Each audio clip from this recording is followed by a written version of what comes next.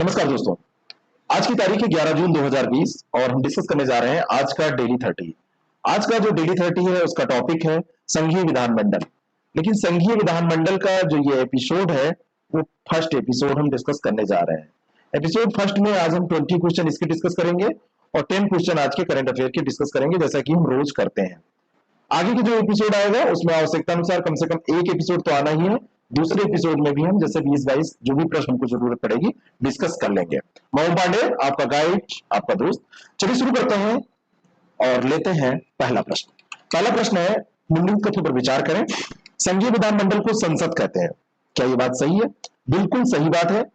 और दूसरा स्टेटमेंट है कि विधायिका जनता का जनप्रतिनिधियों के प्रति उत्तरदायित्व सुनिश्चित करती है। जो विधायिका होती है वो जनता का जनप्रतिनिधियों के प्रति उत्तरदायित्व सुनिश्चित करती है। देखिए कुछ उल्टा लिखा है, इसमें क्या होता है? विधायिका जनप्रतिनिधियों का जनता के प्रति उत्तरदायित्व सुनिश्चित करती है, तो ये दूसरा स्टेटमेंट गलत है, पहला सही है। ए इसका सही उत्तर हो जाएगा। ठीक है, चलिए अगला प्रश्न। भारतीय संविधान के किस अनुच्छेद में कहा गया है कि संघ के लिए एक संसद होगी? ऐसा किस अनुच्छेद में कहा गया है? भारत का जो संविधान है उसका अनुच्छेद 79, आर्टिकल 79 जो है उसके अंतर्गत संघ के लिए एक संसद होगी जो राष्ट्रपति और 2 सदनों से मिलकर बनेगी, ये बात कही गई है। सी ऑप्शन इसका करेक्ट है। नेक्स्ट क्वेश्चन, भारतीय संसद के अंग हैं, भारतीय संसद के अंग हैं, कौन कौन चीजें भारतीय संसद में शामिल की जाती हैं? यह प्रश्न आपसे पूछा जा रहा है। राष्ट्रपति, राज्यसभा और लोकसभा। अभी मैंने आपको बताया कि जो अनुच्छेद, इस प्रश्न में देखिए अनुच्छेद जो 79 है इसमें कहा गया था कि भारत संघ के लिए एक संसद होगी और जो ये संसद होगी वो राष्ट्रपति और 2 सदनों से मिलकर बनेगी। ठीक है, ये बात मैंने बताई थी ना। तो यहां पर राष्ट्रपति, राज्यसभा और लोकसभा इनसे मिलकर ये बनती है। नेक्स्ट क्वेश्चन है, निम्नलिखित कथनों पर विचार कीजिए। पहला स्टेटमेंट है, भारतीय संविधान के लागू होने के बाद council of state, council of state जो होती है वो है राज्यसभा, इसका गठन सर्वप्रथम 3 अप्रैल 1954 को किया गया था। क्या ये पहला स्टेटमेंट सही है?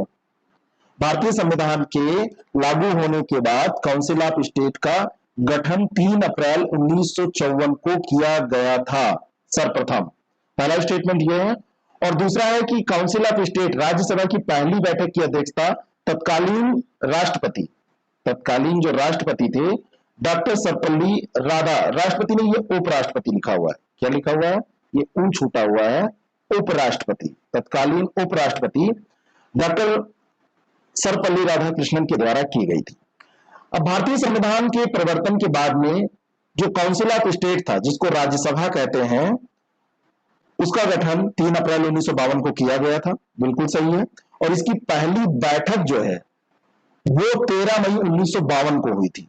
ठीक है, तो ये दोनों के दोनों स्टेटमेंट सही हो जा रहे हैं। और उस समय उपराष्ट्रपति थे सर्वपल्ली राधाकृष्णन, उन्होंने इसका जो है पहली बैठक की अध्यक्षता की थी।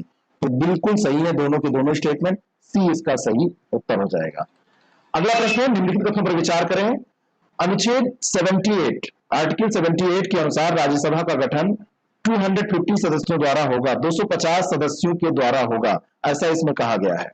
पहला स्टेटमेंट गलत हो जा रहा है क्योंकि 250 सदस्यों के द्वारा होगा ये तो बात सही है, लेकिन ये आर्टिकल 80 में कहा गया है, अनुच्छेद 80 में कहा गया है। पहला तो ये गलत हो गया।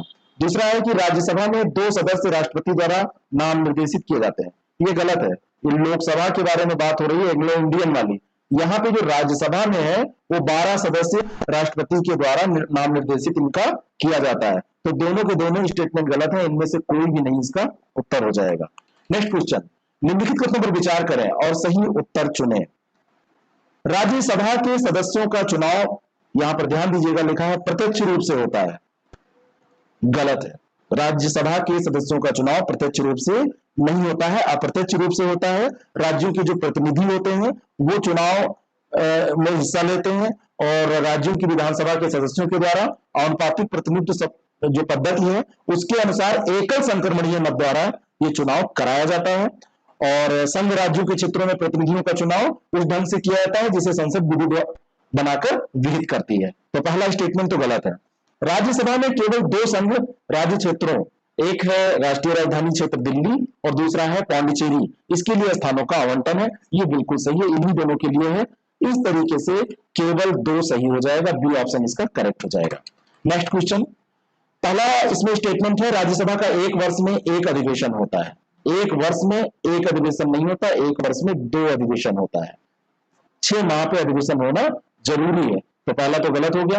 आपातकाल की जब घोषणा होती है उसके बाद राज्यसभा का विशेष अधिवेशन बुलाया जा सकता है, बिल्कुल बुलाया जा सकता है। दूसरा स्टेटमेंट सही है, बी इसका सही उत्तर हो जाएगा। ठीक है, और 6 माह का अंतर होता है, ये ध्यान रखिएगा, एक से दूसरी बैठक में मैक्सिमम, और आपातकाल के दौरान ये बुलाया जा सकता है। संविधान का अनुच्छेद 352, 356 और 360 के अधीन आपातकाल की जो घोषणा होती है उसके बाद राज्यसभा का विशेष सत्र बुलाया जा सकता है। राज्य सूची में दिए गए विषयों पर कानून बनाने का अधिकार संविधान के किस अनुच्छेद के तहत दिया गया है?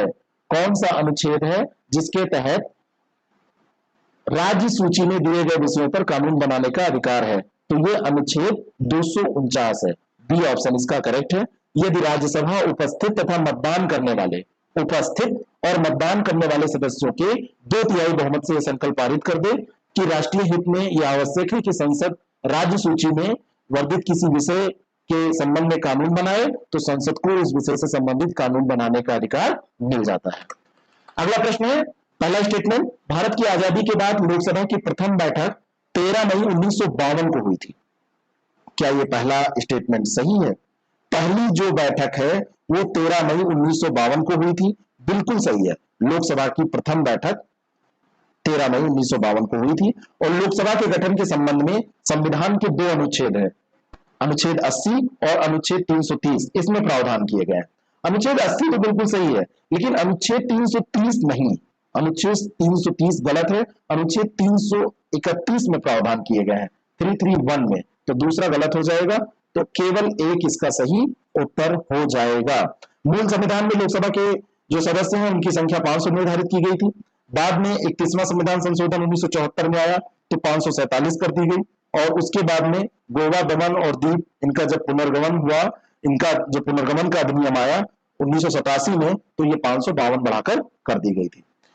अगला प्रश्न, 18 वर्ष की आयु पूरी करने वाला नागरिक वयस्क माना जाएगा, यह किस संविधान संशोधन के द्वारा निर्धारित किया गया है?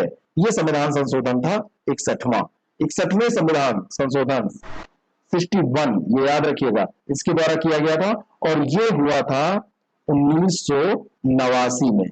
1989 में ये लाया गया था, 1990 से ये लागू हुआ था, ये ध्यान रखिएगा, इंपॉर्टेंट क्वेश्चन है। निम्नलिखित प्रश्नों पर विचार करें। भारत में 1952 से लेकर अब तक की अवधि में 16 लोकसभा चुनाव हुए हैं।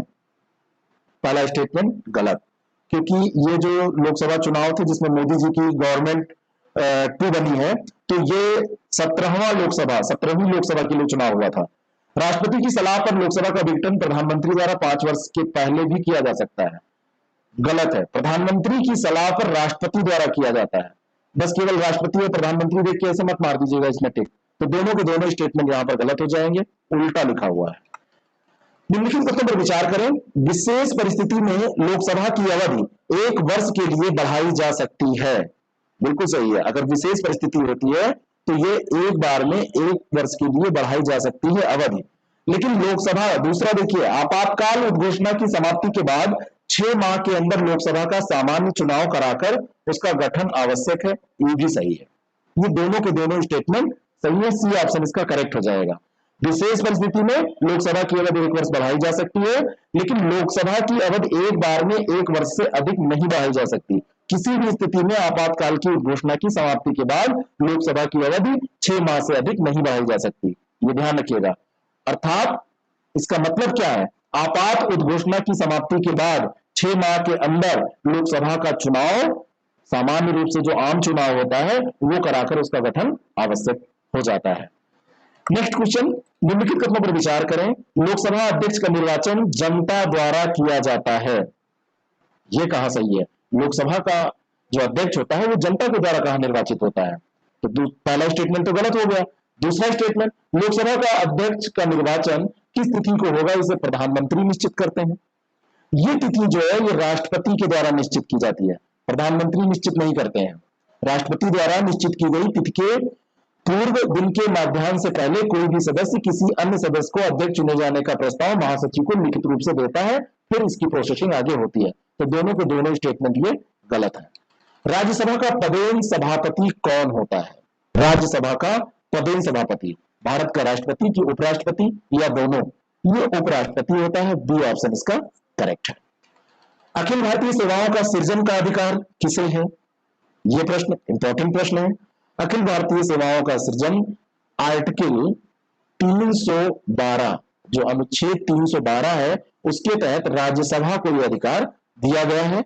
वो उपस्थित तथा मतदान करने वाले सदस्यों के 2/3 बहुमत से संकल्प पारित करके राष्ट्रीय हित में संघ और राज्यों के लिए सम्मिलित या अधिक या अखिल भारतीय सेवाओं का सृजन जैसे भी उसको लगेगा, अलग अलग भी अखिल भारतीय स्तर पर जैसा भी उसको उचित लगेगा वो कर सकती है। ठीक है। अगला प्रश्न, निम्नलिखित कथनों पर विचार करें। पहला है लोकसभा अध्यक्ष लोकसभा के अध्यक्ष के रूप में शपथ लेता है। जो लोकसभा का अध्यक्ष होता है वो जो ओथ लेता है वो लोकसभा अध्यक्ष की ओथ लेता है। ये गलत है। वो लोकसभा अध्यक्ष की ओथ नहीं लेता है, वो सामान्य लोकसभा सदस्य के तौर पे ही ओथ लेता है, शपथ लेता है। तो पहला गलत हो गया।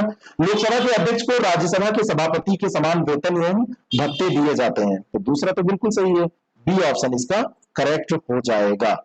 अगला प्रश्न, कोई विधेयक धन विधेयक है या नहीं, इसका निर्णय कौन करेगा? कौन इसका निर्णय करता है? इसका निर्णय करता है लोकसभा का अध्यक्ष।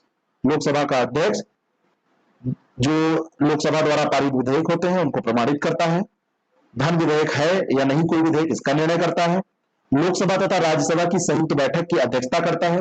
संयुक्त बैठक अगर होगी लोकसभा और राज्यसभा की तो लोकसभा का अध्यक्ष ही संयुक्त बैठक की अध्यक्षता करेगा। राष्ट्रपति तथा लोकसभा के बीच संपर्क सूत्र के रूप में कार्य करता है। दल बदल कानून का उल्लंघन करने वाले लोकसभा के सदस्यों को सदन की सदस्यता के अयोग्य निर्णीत करने का अधिकार भी उसी को दिया गया है। पहला स्टेटमेंट अगले प्रश्न का, लोकसभा उपाध्यक्ष लोकसभा अध्यक्ष को त्यागपत्र देकर अपना पद त्याग कर सकता है, अपना पद छोड़ सकता है। बिल्कुल सही स्टेटमेंट है। उपाध्यक्ष अध्यक्ष को और अध्यक्ष उपाध्यक्ष को ये करता है, पहला सही है। और उपाध्यक्ष के चुनाव में वही प्रक्रिया अपनाई जाती है जो अध्यक्ष के चुनाव में अपनाई जाती है, बिल्कुल सही है। लोकसभा के सदस्य सदन के उपाध्यक्ष का चुनाव करते हैं और उपाध्यक्ष के चुनाव में वही प्रक्रिया जो अध्यक्ष के चुनाव में अपनाई जाती है, सेम प्रक्रिया का इसमें भी फॉलो किया जाता है। सेम प्रक्रिया को, उसी प्रक्रिया को अपनाया जाता है। और उपाध्यक्ष तब तक अपने पद पर बना रहता है जब तक वह सदन का सदस्य रहता है। वह लोकसभा अध्यक्ष को त्यागपत्र देकर अपना पद छोड़ता है। दोनों वाइस वर्सा सही है। सी ऑप्शन इसका करेक्ट हो जाएगा। मंत्रिपरिषद संयुक्त रूप से किसके प्रति उत्तरदायी होती है? बेसिक प्रश्न है, बहुत ही सामान्य सा प्रश्न है। ये लोकसभा के प्रति उत्तरदायी होती है। बी ऑप्शन इसका करेक्ट है। किसके प्रति?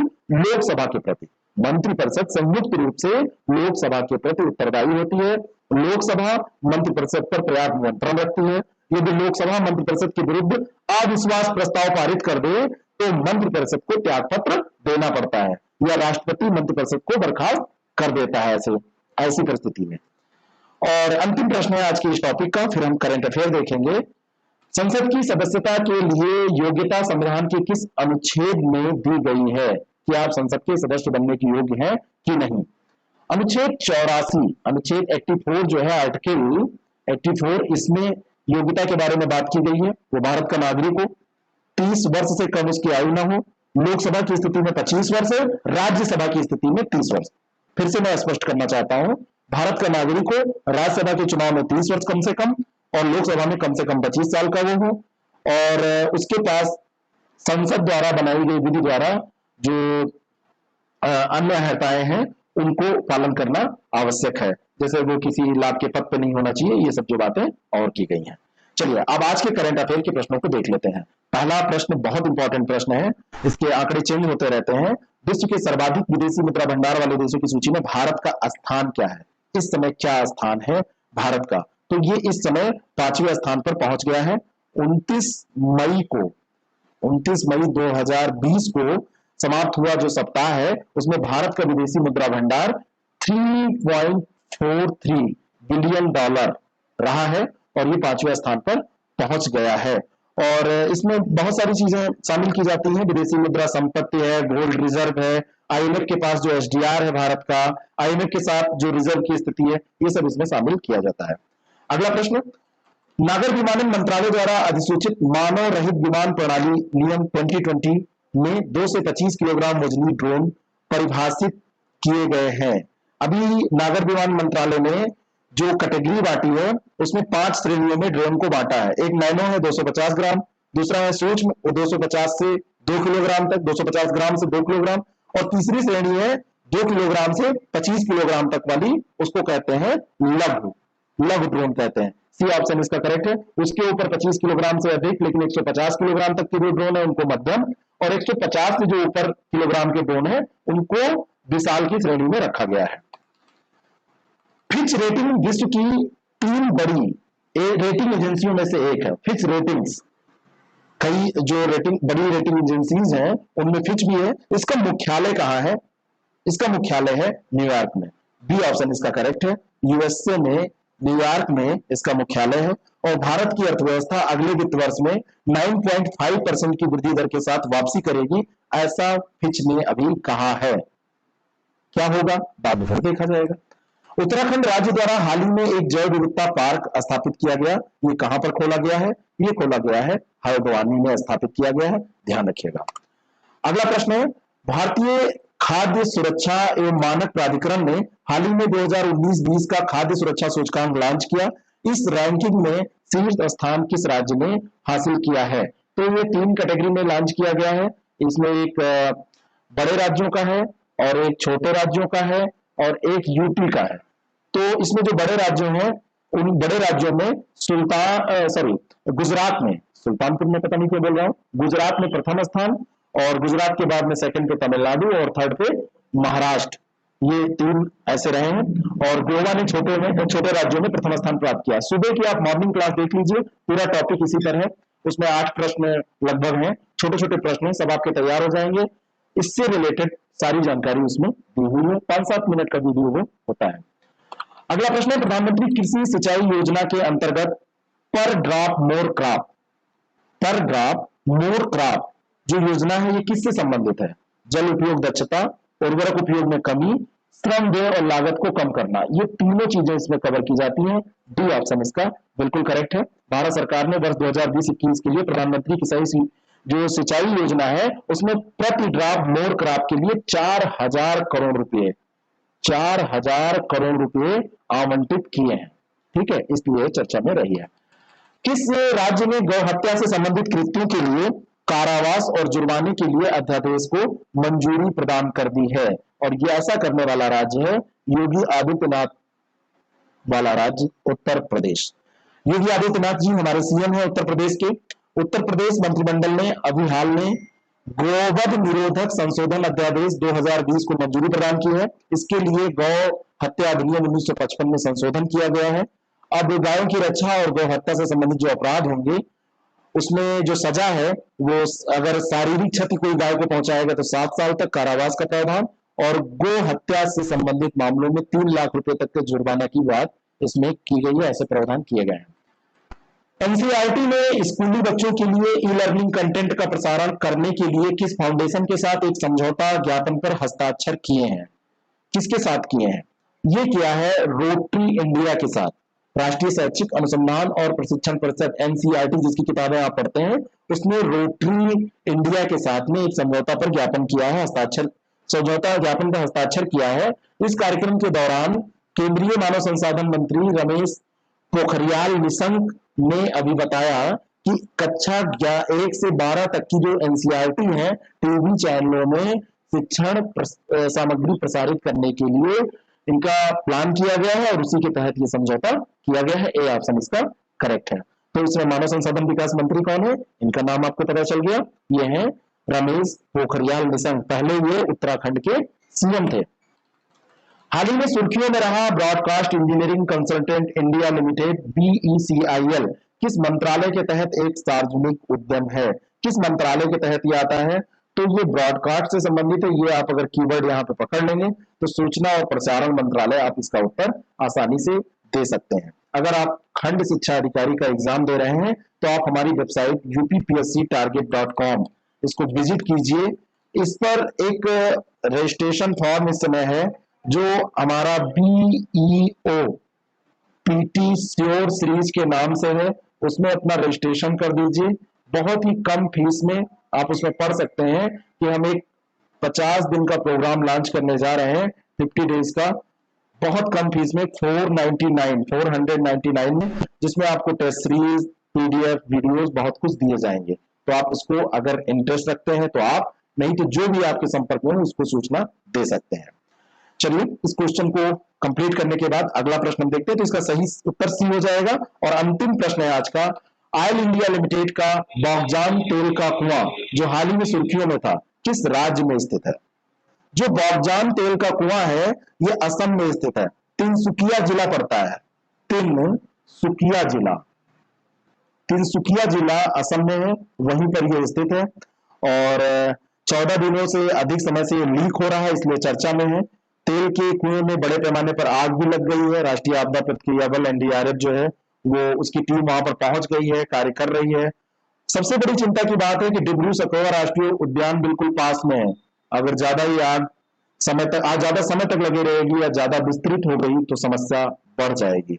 भारतीय वायुसेना और जितने भी ऐसे दल हैं वो सब लगकर वहां पर काम कर रहे हैं। आपको ये कैसा लगता है जरूर बताएं। और मॉर्निंग जीके की क्लास, ब्रेकफास्ट जीके की क्लास जो है वो आप जरूर देखें।